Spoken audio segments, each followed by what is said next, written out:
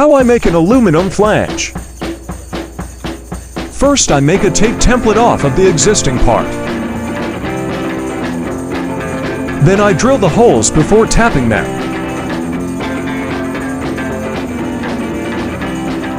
Tap, tap, tap.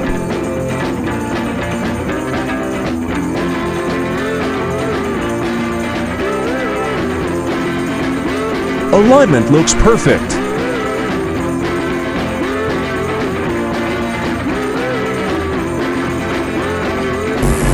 Next, I weld up the back of the holes to prevent air leaking later. Welding the flange to its new home.